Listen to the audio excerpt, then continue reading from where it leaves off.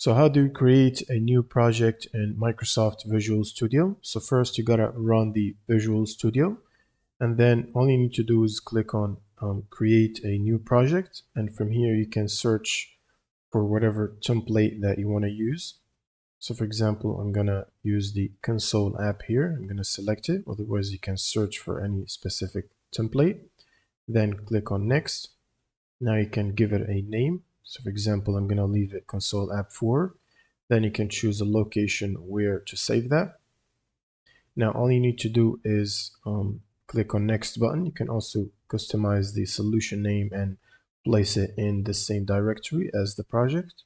And you should see a preview as well here where the project is going to be created. And if you check this, you'll see that you'll have one folder. Now you can press next and then choose your framework. For example, because I'm using the .NET, I'm going to choose the latest one here.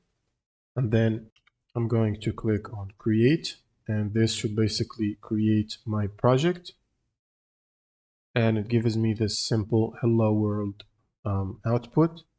Now, if you are already in Visual Studio like this, you can click on File and then New and then choose Project/Solution. And you can go through the same process. You can, for example, select C++ and then choose Empty Project. Next, give it a name, and then you want to create a new solution or add to the existing solution right here. You can select it from the drop down. And then you can choose Create or press Create and then Save. And this should create a new project in a different solution. And that's pretty much it for this video. If you have any questions, leave them in the comments below, and see you on the next one.